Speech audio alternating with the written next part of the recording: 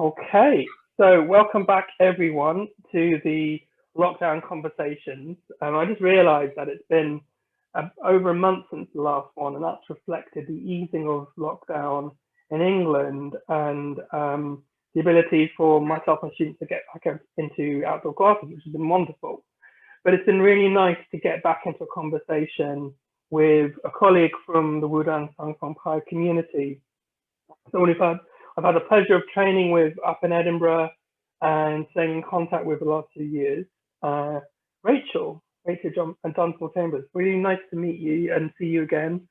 And so as I ask many people just to kind of introduce themselves on their terms, perhaps you could just start off with a little kind of feel of who you are and what you do right now. Okay, hello, I'm Rachael. I teach. I went to Wudang in 2009, and then I've been teaching for the last few years, Taiji and Qigong. I also trained in yoga, so I started teaching that first.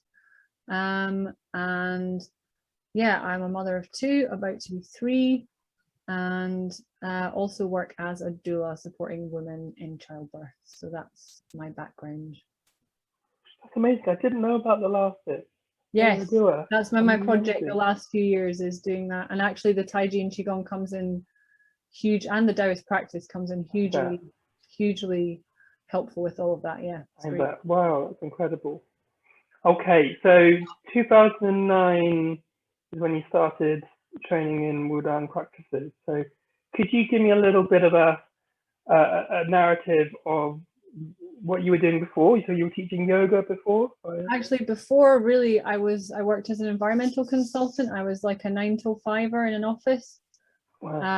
And I found myself, I started training to be a yoga teacher alongside that, but I found I was getting kind of ill from that job, basically. I had a virus actually and got post-viral fatigue. So this long COVID that everybody's talking about, I kind of went through that with this weird virus. And I was training in yoga, and I just felt like once I started teaching that it wasn't shifting it out of my body. I felt like there was a huge level of stagnation in there, and I just couldn't quite get well again. Yeah. And it was, mental as well as physical. I just didn't feel right. And then I just saw, I've always been drawn to martial arts, all of the movies, all that kind of stuff. Crouching Tiger, and I just felt like this pull towards that whole practice, and maybe that could be the way to transform my health and to feel better. So I kind of dropped the whole paid job thing and then got on the plane to China and did that thing where you just kind of go without knowing what it's going to be like. Spent 2 months at the school in Wudang with Master Yuan, and then went back pretty much twice a year for the next 5 years. Wow. For at least 2 months a time, usually 4 months. If I could get 4 months, on one of the visits, at least I would. So basically spending half of each year out there and then coming back and doing odd jobs and kind of making enough money and then going back.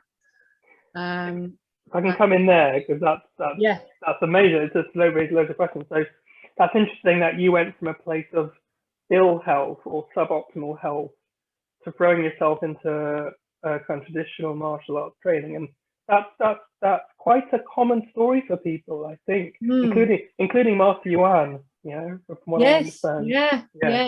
Yeah. He told me that when I first went. Yeah. So that's amazing. So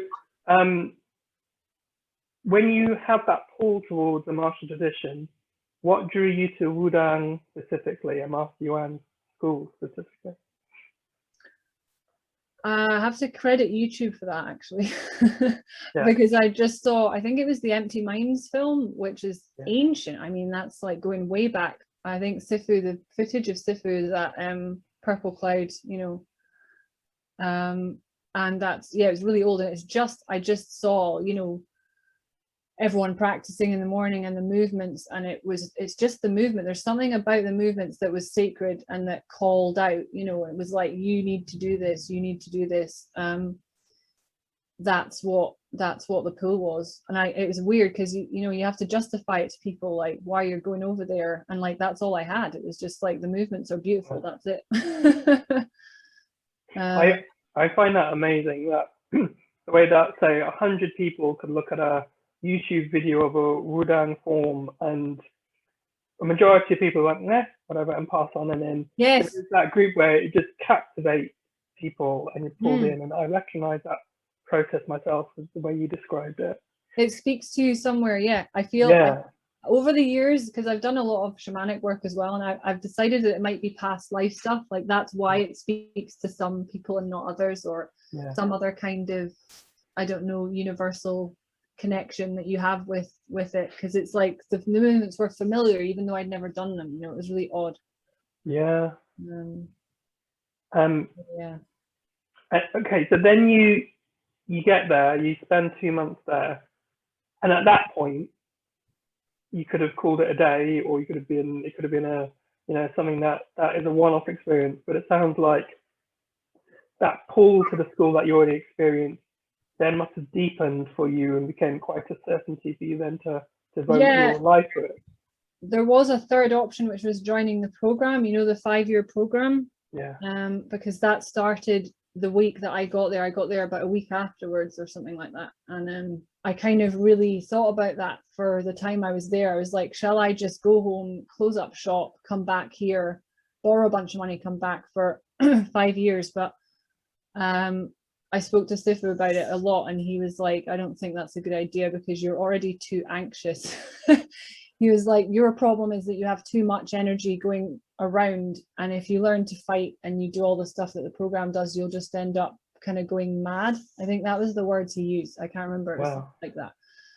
And because I was like, I want to learn to fight, I want to be like all the others, I want to be like really, you know, go the full path. But he really dissuaded me from that. And at first I was kind of annoyed. And then, but he said, you know, there's an alternative if you come back every year. And he said once a year, but I ended up doing twice because I found it worked way better to come in spring and autumn every year. He said you can learn, you know, a lot of what you would learn anyway. Obviously you won't be as good as the others, that's how he put it, but you will still get a comprehensive training. And so that's, I committed to that, to do 5 years, but to not be there all the time, just come and go as much as I could. And then obviously I got to do the disciple ceremony in 2012. So yeah, it meant that I kind of got what I needed from it, and I could actually start teaching. I could start teaching in 2011. So, you know, I started, you know, the mess that you make when you first start teaching. I started that quite early on, so I could go back with students and take people with me when I was still learning how to teach. And so it actually worked out really well. So could you describe that period 2009 to 2011, so just up to the point of starting to teach, when you were going spring and autumn every year, what was happening for you during that time? A huge cleansing is how I would put it. So you know how they talk about how you have to break the body down in those kind of practices? That's what I felt was happening. So I was breaking down, physically breaking down, I guess, some kind of cellular structures and muscular patterns, but also breaking the mental patterns and tendencies and, you know, things down that were causing me problems, and that weren't contributing to optimal health. All of that was being broken down. And then it wasn't quite time to put something back in yet. I think those first 2 years were really all about just breaking you down. That's what it felt like. It was pretty hard at times. Yeah. And thinking about that hardship, were there any key points? So you'd already experienced illness and restriction with the post-viral difficulties prior to training. Were there other really hard points in that transformation of your body, the breaking down of your body? Did you have injuries, or there's a point where it was just really hard to get up the next day to train again? Was there a hard point in that journey? There was constant injuries. I think that's just part of that kind of training. There was always, you know, every now and then you would do something and be limping around for a while. There was nothing that, it was more, the thing I found more difficult was, to be honest, not being kind of alone, like not being part of the program, not being part of the Chinese class. and not being part of the people that were just there for every, people would come just randomly to the school and then leave again. But I didn't fit into any of those categories. And that I found that it was more like this sort of, I don't know what you would call that, like the just background. I found that was the hard part, because it just meant that I guess it was an emotional thing, and it meant I had to kind of break down a part of me that wants to be part of something all the time and to fit in with people and like all of that. I had to break down that part of me, and that was the difficult part. It was like, how do you fit in but not fit in, and all that kind of stuff. Yeah. The physical stuff, I mean, I found that the discipline, it works for some people and it doesn't work for others. I didn't find it, once I realized that my body was actually breaking stuff down and it was becoming stronger, even though I felt weaker all the time, then it wasn't hard to get up at 5 every day and just to keep the discipline going. Like, I actually find it harder to stop, because then, all the questions come up and all the sore bits come back and you start thinking about them. Whereas if you just keep training, it kind of all takes care of itself, doesn't it? Yeah. If you keep on that path, it holds its own momentum, doesn't it? Yeah, momentum, exactly. Yeah. And I kept having to, I guess that was hard, that I would build up this momentum for 2 or 3 months in the spring, and then I'd have to go home and go into a totally different environment and then come back and pick up where I'd left off. That kind of cycle, it took me a couple of years to get kind of better at that and to be kind of comfortable with it. Yeah. But yeah, I think the really hard part was before Wudang. Everything after Wudang is easier, because that post-viral fatigue thing was like the end of the world, not being able to get up and do anything. And gosh, yeah, so it was a welcome relief to be training, really. Yeah,